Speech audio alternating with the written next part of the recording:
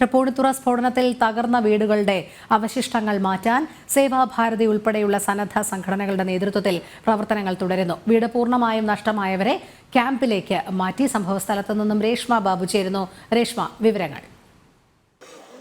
രോഹിണി, ഞാൻ ഈ തൃപ്പൂണിത്തുറയിൽ സ്ഫോടനം നടന്ന സ്ഥലത്താണ് നിൽക്കുന്നത്. ഈ കാണുന്ന ഇടത്താണ് സ്ഫോടനം നടന്നത്. ഈ ടെമ്പോ ട്രാവലറിലാണ് വെടിക്കെട്ട് സാമഗ്രികൾ ഈ കെട്ടിടത്തിലേക്ക് എത്തിച്ചത്. പൂർണ്ണമായിട്ടും ഈ കെട്ടിടവും ഈ ട്രാവലറും തകർന്നു കഴിഞ്ഞു. ഈ പ്രദേശത്ത് ഏകദേശം 2 കിലോമീറ്റർ ദൂരപരിധിയിൽ ഈ സ്ഫോടനത്തിന്റെ ആഘാതമേറ്റു. ഈ മരം കാണുമ്പോൾ നമുക്ക് മനസ്സിലാക്കാം എത്രത്തോളം വ്യാപ്തമായിരുന്നു, അല്ലെങ്കിൽ എത്രത്തോളം വ്യാപ്തി ഉണ്ടായിരുന്നു ആ സ്ഫോടനത്തിന് എന്ന്. തൊട്ട് പിന്നിൽ കാണുന്ന വീടുകളൊക്കെ തന്നെ തകർന്നിരിക്കുകയാണ്. അത് ശുചീകരണ പ്രവർത്തനങ്ങൾ നടന്നുകൊണ്ടിരിക്കുകയാണ്. ഏകദേശം 8ഓളം വീടുകൾക്ക് ഈ പരിസരത്ത് തന്നെ ഏകദേശം 8ഓളം വീടുകൾ പൂർണ്ണമായിട്ടും തകർന്നിട്ടുണ്ട്. ഈ വീടുകളിലൊക്കെ താമസക്കാരെ നിലവിൽ പുതിയകാവ് ഓഡിറ്റോറിയത്തിലേക്ക് മാറ്റിയിരിക്കുകയാണ്. ക്യാമ്പിലാണ് അവർ താമസിക്കുന്നത്. നിലവിൽ ഇവിടെ ഈ പ്രദേശത്ത് വൈദ്യുതി പുനഃസ്ഥാപിക്കാനുള്ള ഒരു നടപടികളാണ് KSEBിയുടെ ഭാഗത്തു നിന്നും ഉണ്ടാകുന്നത്.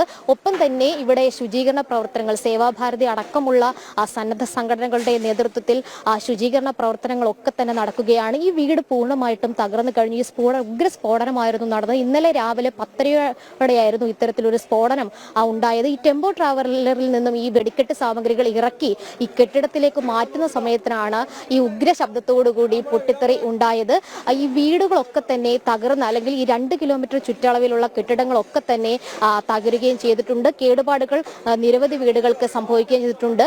നമുക്കിപ്പോൾ ഇവിടുത്തെ, അതായത് ഈ വീട്ടുടമസ്ഥരോട് തന്നെ ചോദിച്ചറിയേണ്ടതുണ്ട് എത്രത്തോളം വ്യാപ്തിയുണ്ട് ആ സ്ഫോടനത്തിനെന്ന്. കാരണം അവരാണ് ഇതിന്റെ ദുരിതം ഏറ്റവും കൂടുതൽ അറിയുന്നത്. ഈ കാണുന്ന വീടിന്റെ, അതായത് ഞാൻ ഈ നിൽക്കുന്നതിന്റെ സൈഡിൽ നിൽക്കുന്ന ആ വീടിന്റെ ഉടമസ്ഥനാണ് ഈ ചേട്ടൻ. ഈ ചേട്ടൻ തന്നെ പറയാൻ നിരവധി കാര്യങ്ങളുണ്ട്. എങ്ങനെയായിരുന്നു ഈ ഉഗ്ര ശബ്ദത്തോടു കൂടി സ്ഫോടനം ഉണ്ടാകുന്നു, വീടുകളൊക്കെ തന്നെ തകർന്നടിയുന്ന ഒരു സാഹചര്യം എങ്ങനെയായിരുന്നു? ഈ സംഭവം നടക്കുമ്പോൾ ഞാനും എൻ്റെ ഭാര്യയും വീടിനകത്തുണ്ടായിരുന്നു. ഈ സംഭവം നടക്കുന്ന, ഈ സ്ഫോടനം നടന്ന സ്ഥലത്തെ ഏറ്റവും അടുത്ത വീടുകളിലൊന്നാണ് ഈ കാണുന്നതാണ് എൻ്റെ വീട്. രണ്ടാമത്തെ കാണുന്നതാണ് വീട്. അത് കാതടപ്പിക്കുന്ന ഒരു ശബ്ദത്തോടു കൂടി ആദ്യം ഒരു ഭയാനകമായ ഒരു സൗണ്ട് കേൾക്കുകയും അതേ തുടർന്ന് തീയും പുകയുമായിട്ട് വീടിൻ്റെ ഉള്ളിലേക്ക് തന്നെ കയറി ഭയങ്കര സമ്മർദ്ദമായിട്ടാണ് ഞങ്ങൾക്ക് അനുഭവപ്പെട്ടത്. അതുപോലെ തന്നെ ചൂടും പുകയും എല്ലാം കൂടി ചേർന്ന് വീടുകളെല്ലാം തകർന്ന് താഴോട്ട് വീഴുന്ന പോലുള്ളൊരു അനുഭവം. അതുപോലെ തന്നെ ജനലിൻ്റെ എല്ലാ ചില്ലുകളും ഒക്കെ താഴോട്ട് മുറിക്കകത്തോട്ട് വീഴുകയാണ് ഉണ്ടായത്. അപ്പോൾ തന്നെ ഭയന്നു പോയി. പിന്നെ പുറത്തേക്ക് ഓടാനും പറ്റത്തില്ല. ആ ഒരു സ്ഥിതിവിശേഷത്തിൽ ഞങ്ങൾ ഒരു വിധത്തിൽ പുറത്ത് കടന്നു കഴിഞ്ഞപ്പം ഓരോരുത്തരും അലമുറയിട്ട് വെളിയിൽ ഇങ്ങനെ വന്നുകൊണ്ടിരിക്കുകയായിരുന്നു. പിന്നെ കണ്ടത് ഈ സ്ഫോടനം നടന്നത് ഞങ്ങളുടെ തൊട്ട് അടുത്തുള്ള ഒരു ഷെഡാണ്. ആ ഷെഡിൽ ഇവർ പടക്കം, മരുന്ന്, വെടിക്കോപ്പ് സാധനങ്ങളെല്ലാം സൂക്ഷിച്ചിട്ടുണ്ടായിരുന്നു. അവിടെ നിന്നാണെന്ന് മനസ്സിലായി. വീടിന് എത്രത്തോളം നാശനഷ്ടം ഉണ്ടായിരുന്നു? വീടിന് ഒരു വിലമതിക്കാനാവാത്ത രീതിയിലുള്ള നഷ്ടങ്ങളാണ് സംഭവിച്ചിരിക്കുന്നത്. എൻ്റെ വീടിൻ്റെ ഉള്ളിലും പുറമേയും ഒക്കെ ക്രാക്കുകൾ ഉണ്ടായിട്ടുണ്ട്. എല്ലാ ജനലുകളും അതുപോലെ തന്നെ വാതിലുകൾ, ഫ്രണ്ട് ഡോറ്, ബാക്ക് ഡോറ് ഇതെല്ലാം പൊളിഞ്ഞു പോയി. ബാത്റൂമിലുള്ള എല്ലാ ഡോറുകളും പോയിട്ടുണ്ട്. കബോർഡ്സ് എല്ലാം നിലംപതിച്ചു. എല്ലാ ഗ്ലാസ്സുകളും പൊട്ടി തകർന്നിട്ടുണ്ട്. പിന്നെ ഞാൻ ഡ്രസ് വർക്ക് ചെയ്തിരുന്ന ഡ്രസ് വർക്കുകളെല്ലാം ഇനി മാറ്റേണ്ട സ്ഥിതിവിശേഷമാണുള്ളത്. മനസ്സിലായത് നാളുകളായിട്ട് ഇവിടെ ഈ കെട്ടിടത്തിൽ തന്നെയാണ് പടക്കം അല്ലെങ്കിൽ വെടിക്കെട്ട് സാമഗ്രികൾ സൂക്ഷിക്കുന്നത്. അപ്പോൾ അത്തരൊരു ഭീതിതമായിട്ടുള്ള ഒരു അവസ്ഥ ഇവിടെ നിലനിന്നിരുന്നില്ലേ? ഉണ്ടായിരുന്നു. ഇവിടെ ഭീതിതമായ അവസ്ഥ എന്ന് പറഞ്ഞു കഴിഞ്ഞാൽ ഈ ഉത്സവത്തിൻ്റെ സമയത്താണ്, ഇവിടെ പുതിയകാവ് അമ്പലത്തിലെ ഉത്സവത്തിൻ്റെ സമയത്താണ് ഇവർ ഇങ്ങനെ ഇവിടെ കൊണ്ടുവന്ന് ഈ സാധനങ്ങൾ ഇറക്കുന്നത് നമ്മൾ കാണാറുള്ളത്. പക്ഷേ ഇതിൻ്റെ കമ്മിറ്റിക്കാരെല്ലാം തന്നെ ഇതിൻ്റെ പരിസരവാസികളൊക്കെ ആയതുകൊണ്ട് തന്നെ വളരെ എല്ലാവരും അങ്ങോട്ടും ഇങ്ങോട്ടും അറിയുന്നവരായതുകൊണ്ടായിരിക്കും അവർ. പക്ഷേ ആരും അങ്ങോട്ടും ഇങ്ങോട്ടും ഒന്നും ഇതിനെക്കുറിച്ച് സംസാരിക്കാറൊന്നുമില്ല. പക്ഷേ പണ്ടൊക്കെ ഇവിടെ സ്ഫോടക വസ്തുക്കൾ ഉണ്ടാക്കുകയും ഇതിൻ്റെ കരിമരുന്നൊക്കെ ഉണക്കാനിടുകയൊക്കെ ചെയ്യുന്നൊക്കെ കണ്ടിട്ടുണ്ട്. പക്ഷേ ഈ പുറ്റിങ്ങൽ ദുരന്തത്തിന് ശേഷം ഞാനത് ശ്രദ്ധിച്ചു. ഇപ്പോൾ ഇവിടെ അങ്ങനെയൊന്നുള്ള ഇതൊന്നുമില്ല. ഇപ്പോൾ ഇന്നലെ ഈ കരാറടിസ്ഥാനത്തിലുള്ള ഒരു ഇതാണ് അവിടെ കൊണ്ടുവന്ന് ഇറക്കിയത്. വെടിക്കോപ്പുകളും സാധനങ്ങളും ഡൈനാമിറ്റുകളും ഒക്കെ കൊണ്ടുവന്ന് ഇറക്കുന്നത് ഞാൻ കണ്ടതാണ്. ഒരു ടെമ്പോ ട്രാവലറിലാണ് ഇത് കൊണ്ടുവന്നത്. അതിനുശേഷം ഒരു കാറും വന്നിരുന്നു. ഈ ടെമ്പോ ട്രാവലറിന് ശേഷം തകർന്നു പോയി. ഈ ടെമ്പോ ട്രാവലറിൽ നിന്നാണ് ഈ സാധനങ്ങളെല്ലാം ഇറക്കി. ഇവിടെ നഷ്ടപരിഹാരം ആവശ്യപ്പെട്ടുകൊണ്ട് അധികൃതരെ സമീപിച്ചിട്ടുണ്ടോ? ഞങ്ങളോട് ഇവിടെ ഒരു ഹെൽപ്പ് ഡെസ്ക് തുടങ്ങിയിട്ടുണ്ട്. എല്ലാവരും ചെന്ന് ഇതിൻ്റെ ഡീറ്റെയിൽസ് കൊടുക്കാൻ പറഞ്ഞതനുസരിച്ചിട്ട് ഇന്നലെ കൊടുത്തിട്ടുണ്ട്. ഗവൺമെൻറ്റിൻ്റെ റവന്യൂ ഡിപ്പാർട്ട്മെൻറ്റ് അവരൊക്കെ ഇവിടെ വീട്ടിലൊക്കെ വന്ന് അന്വേഷിക്കുകയും പോലീസുകാരൊക്കെ വന്ന് എഴുതിയെടുത്തുകൊണ്ടൊക്കെ പോയിട്ടുണ്ട്. എന്നല്ലാതെ എന്ത് തരും എന്നുള്ളതിനെക്കുറിച്ചൊന്നും യാതൊരു വ്യക്തതയും ഇപ്പം നമുക്കില്ല. തീർച്ചയായിട്ടും, കാരണം വളരെ ഒരു ദുരിതാവസ്ഥയിൽ തന്നെയാണ് ഇവിടെ ഉള്ളത്. കാരണം വീടുകളൊക്കെ തന്നെ നശിച്ച ഒരു സാഹചര്യം. 2 കിലോമീറ്റർ ചുറ്റളവിൽ അത്രത്തോളം വീടുകൾക്ക് കേടുപാടുകൾ സംഭവിച്ചിട്ടുണ്ട്. സേവാഭാരതിയുടെ പ്രവർത്തനങ്ങൾ, ശുചീകരണ പ്രവർത്തനങ്ങളൊക്കെ തന്നെ നടക്കുകയാണ്. ഈ റവന്യൂ ഡിപ്പാർട്ട്മെന്റ്, അതായത് റവന്യൂ ഉദ്യോഗസ്ഥർ എത്തി ഈ നഷ്ടം എത്രത്തോളം ഉണ്ട് എന്നതടക്കമുള്ള കണക്കെടുക്കുന്ന നടപടിക്രമങ്ങളും ആരംഭിക്കുകയും ചെയ്തിട്ടുണ്ട്.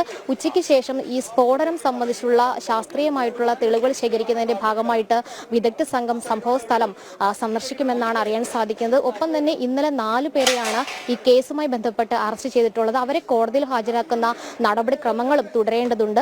അതിനോടൊപ്പം തന്നെ ചേർത്ത് വായിക്കേണ്ടത് മറ്റ് 2 പേർ, അതായത് ദേവസ്വം ഭാരവാഹികളെ അടക്കം ഈ കേസിൽ പ്രതി ചേർത്തിട്ടുണ്ട്. അവർക്കായിട്ടുള്ള അന്വേഷണം തുടരുകയാണ്. എന്തായാലും കഴിഞ്ഞ എറണാകുളത്തെ ഒരു സമീപകാല ചരിത്രം പരിശോധിക്കുകയാണെങ്കിൽ ഏകദേശം 77 കാലഘട്ടം മുതൽ 10ഓളം സ്ഫോടനങ്ങൾ ഈ വെടിക്കെട്ട് സാമഗ്രികളുമായി ബന്ധപ്പെട്ട് നടക്കുകയും ചെയ്തിട്ടുണ്ട്. വരാപ്പുഴയിലെ സ്ഫോടനം നടന്ന് 1 വർഷം വരാനിരിക്കുകയാണ്. 1 വർഷം ആകാനിരിക്കെ തന്നെയാണ് വീണ്ടും ഈ തൃപ്പൂണിത്തുറയിൽ ഇത്തരം ഒരു അപകടം ഉണ്ടാകുന്നത്, സ്ഫോടനം ഉണ്ടാകുന്നത്, 2 പേർ മരിക്കാനുള്ള സാഹചര്യം ഉണ്ടാകുന്നതും. എന്തായാലും അധികൃതരുടെ ഭാഗത്ത് നിന്ന് കൃത്യമായിട്ടുള്ള ഒരു സുരക്ഷാ പരിശോധനകൾ അടക്കം ഇക്കാര്യത്തിൽ ഉണ്ടാകണമെന്നാണ് പൊതുസമൂഹം ആവശ്യപ്പെടുന്നത്. രോഹിണി. രേഷ്മ, അതോടൊപ്പം ഈ പരിക്കേറ്റവരുടെ നില സംബന്ധിച്ച് വിവരങ്ങൾ ലഭ്യമാകുന്നുണ്ടോ? അതുമായി ബന്ധപ്പെട്ട വിവരങ്ങൾ കൂടി. രോഹിണി, 25ഓളം പേർക്കാണ് ഈ സ്ഫോടനത്തിൽ പരിക്കേറ്റിട്ടുള്ളത്. ആ പരിക്കേറ്റ ആളുകളൊക്കെ തന്നെ എറണാകുളത്തെ വിവിധ ആശുപത്രികളിൽ ചികിത്സയിൽ തുടരുകയാണ്. 2 പേരുടെ നില അതീവ ഗുരുതരം ആയിട്ട് തന്നെ തുടരുകയും ചെയ്യുന്നുണ്ട്. എന്തായാലും ഇവർക്ക് ആവശ്യമായിട്ടുള്ള മികച്ച ചികിത്സാ സൗകര്യങ്ങൾ ഉറപ്പാക്കുമെന്നാണ് മിനിസ്റ്റർ അടക്കമുള്ള അധികാരികൾ പറഞ്ഞിട്ടുള്ളത്. എന്തായാലും നിലവിൽ ഈ ചികിത്സ കൃത്യമായിട്ട് അവർക്ക് ഉറപ്പാക്കണം. ഒപ്പം തന്നെ ഈ വീടുകൾ, കേടുപാട് സംഭവിച്ച വീടുകളുടെ ഉടമകൾക്ക് നഷ്ടപരിഹാരം ഉൾപ്പെടെയുള്ള കാര്യങ്ങൾ അല്ലെങ്കിൽ അത്തരമൊരു നടപടിക്രമങ്ങളിലേക്കും കടക്കേണ്ടതുണ്ട്. അതിനോടൊപ്പം തന്നെയാണ് ഇനി വീണ്ടും ഒരു ദുരന്തം ഉണ്ടാകാതിരിക്കാനുള്ള ഒരു ജാഗ്രത അധികാരികളുടെ ഭാഗത്തു നിന്നും ഉണ്ടാകണം. എന്തായാലും ഈ കേസുമായി ബന്ധപ്പെട്ട് അല്ലെങ്കിൽ ഈ സംഭവവുമായി ബന്ധപ്പെട്ട് കൃത്യമായിട്ടുള്ള ഒരു അന്വേഷണം ഉണ്ടാകുമെന്നാണ് പോലീസ് വ്യക്തമാക്കിയിരിക്കുന്നത്. അതിന്റെ ഭാഗമായിട്ട് ഇതിന് ഉത്തരവാദികളായ, അതായത് ഈ വെടിക്കെട്ട് സാമഗ്രികൾ സൂക്ഷിക്കേണ്ടതിന് ചില മാനദണ്ഡങ്ങളൊക്കെ തന്നെയുണ്ട്.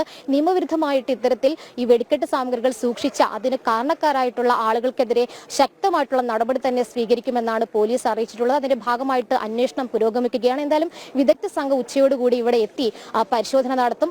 ആ സമയത്ത് മാത്രമേ ഈ ശാസ്ത്രീയമായിട്ട് ഈ സ്ഫോടക വസ്തുവിന്റെ അല്ലെങ്കിൽ നിലവിലൊരു പ്രാഥമിക നിഗമനം എന്ന് പറയുന്നത് ഈ വാഹനത്തിൽ നിന്ന് ഇറക്കുന്ന വേളയിൽ വാഹനത്തിൽ ഒരു ഷോർട്ട് സർക്യൂട്ടാണ് ഇത്തരത്തിലൊരു സ്ഫോടനം ഉണ്ടാകാൻ കാരണമെന്നാണ് പോലീസിന്റെ പ്രാഥമിക നിഗമനം. പക്ഷെ അത് മാത്രം പോരാ, ശാസ്ത്രീയമായിട്ട് ആ വശങ്ങൾ തെളിയിക്കപ്പെടേണ്ടതുണ്ട്. അതിന്റെ ഭാഗമായിട്ടാണ് വിദഗ്ധ സംഘം സംഭവ സ്ഥലത്ത് എത്തുകയും വിവര ശേഖരണം നടത്തുകയും ചെയ്യുന്നത്. എന്തായാലും ഹെൽത്ത് ഡിപ്പാർട്ട്മെന്റിന് അടക്കമുള്ള അധികാരികൾ ഇവിടേക്ക് എത്തിയിട്ടുണ്ട്. ഇവിടെ ഈ പ്രദേശത്തെ വൈദ്യുതി പുനഃസ്ഥാപിക്കാനുള്ള ശ്രമങ്ങളും തുടരുകയാണ്.